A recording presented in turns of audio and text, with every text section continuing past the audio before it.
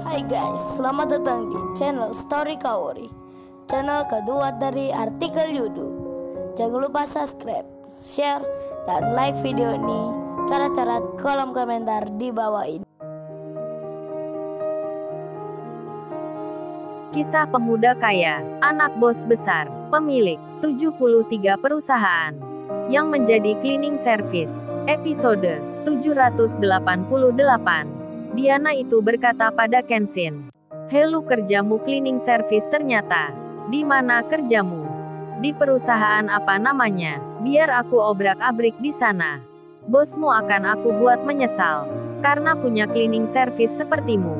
Kenshin menjawabnya, "Lo, Anda itu kan wanita. Kok bicaranya kayak preman begitu?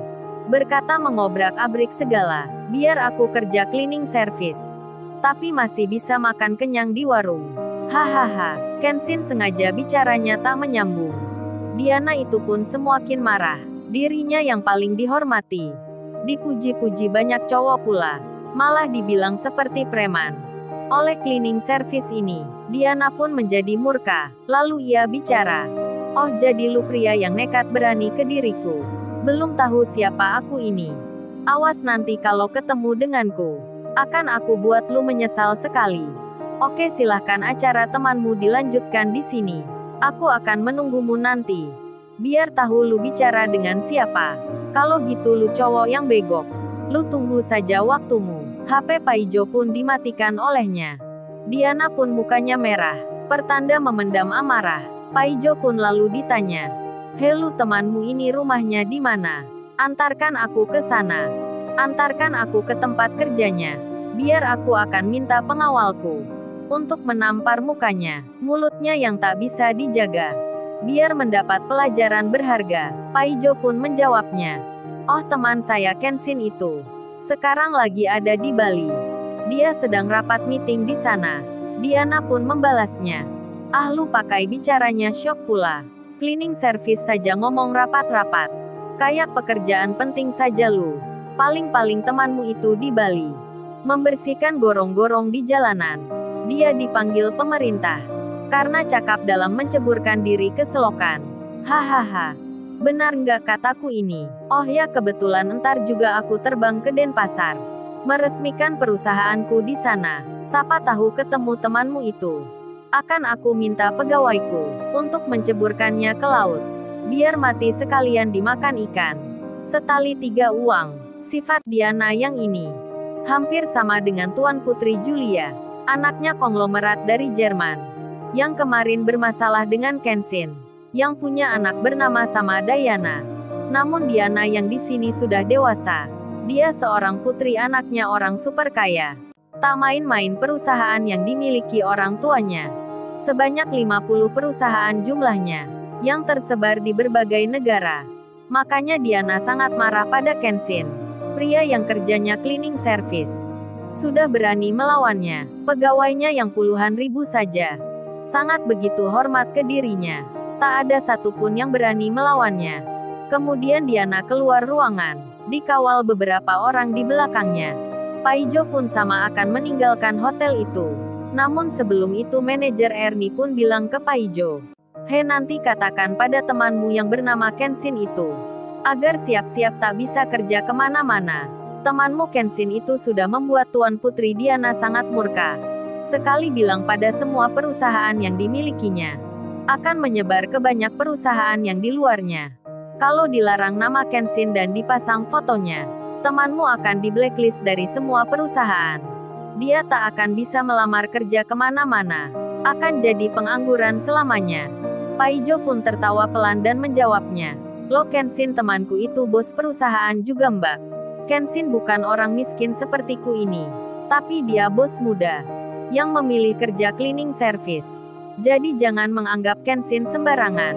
Manajer itu pun langsung menyahutnya, "Sinting kamu ya, cleaning service dibilang bos perusahaan. Sudah Mas, cepat kamu keluar dari tempat ini. Kalau tidak sedang memesan gedung di hotel ini, pasti aku minta security untuk mengusirmu dari sini. Karena orang gila masuk hotel bintang 5 itu dilarang. Sudah cepat-cepat sana keluar." Paijo pun menjawabnya, "Ya terserah saja kalau mbaknya tak percaya. Saya sudah berpengalaman menghadapi orang-orang sombong kayak mbaknya ini. Di desaku dulu ada Larissa yang begitu. Tapi akhirnya takluk juga pada Kenshin. Jadi ingat saja apa kataku. Manajer Ernie pun tertawa. Kemudian ia bicara, sejak kapan cleaning service menaklukkan wanita kaya? Yang ada dia akan di bawah kakinya. Sudah-sudah lu jangan ngomong banyak di sini. Keluar kamu dari kantorku ini. Paijo diusir dengan paksa. Paijo pun berjalan keluar. Saat ada di depan hotel itu, Paijo melihat Diana, wanita yang tadi sedang naik mobil mewah yang bagus sekali. Pintunya pun dibukakan pengawalnya. Di depan dan belakangnya ada mobil yang menjaganya. Paijo pun bicara di hatinya. Wah, kayaknya wanita itu benar-benar orang kaya sekali. Lebih kaya dari Larissa yang ada di desanya. Bukan pejabat tapi dia dikawal ketat begitu. Paijo pun lalu kembali, akan mengabarkan pada Iwan. Singkat cerita, 3 jam telah berlalu. Diana, wanita super kaya yang tadi, dengan naik jet pribadinya, kini sudah ada di Bali. Berada di Denpasar. Baru saja meresmikan perusahaan baru miliknya. Diana yang selesai tanda tangan dan pidato di depan banyak pegawainya, kini pun berlibur di tempat wisata yang tak jauh dari lokasi tempatnya. Dengan didampingi para pengawalnya, Diana belanja barang-barang yang mewah di pasar tradisional tempat orang-orang asing yang biasa shopping di sana. Kebetulan pula Kenshin juga ada di situ, akan membelikan oleh-oleh untuk Kaori, untuk kedua anaknya, serta tak lupa pula untuk Sirena.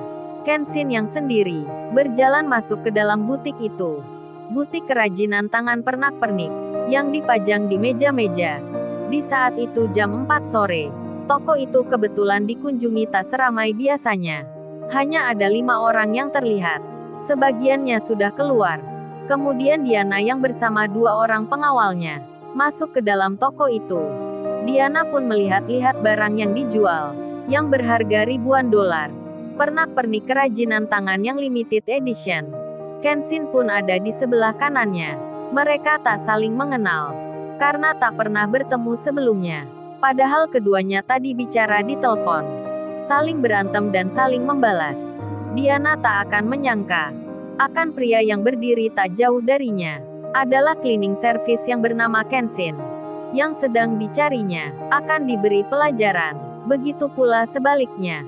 Kenshin pun tak tahu, akan wanita yang berpenampilan mewah di sebelah kirinya adalah bernama Diana, seorang wanita yang mengaku orang paling kaya, yang melarang Paijo mengadakan acara di hotel yang disewanya. Kemudian, Kenshin melihat kalung yang ada di dalam kaca. Bentuknya yang unik, Kenshin akan membelikannya untuk Kaori. Pasti Kaori akan senang memakainya. Kenshin berjalan untuk mengambilnya. Di saat bersamaan itu Diana juga sedang mengincarnya. Hingga tangan Kenshin dan Diana terlihat mengambil barang yang sama. Tapi memang keduluan Kenshin. Kenshin pun melihat Diana, seorang wanita yang akan membeli kalung ini. Tanpa bicara Kenshin pun memberi tanda. Ini kalung untuk Anda saja. Kenshin memberikan dengan tangannya. Namun Diana malah menjawabnya, najis bagiku sudah dipegang orang lain. Itu sama saja bekas dan tak pantas untuk kubeli. Apalagi lu orang biasa yang tak punya kedudukan tinggi sepertiku.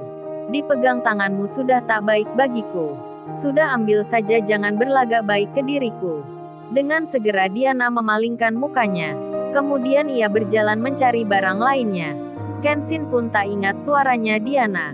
Karena Kenshin lagi ingat Kaori dan anaknya yang di rumah.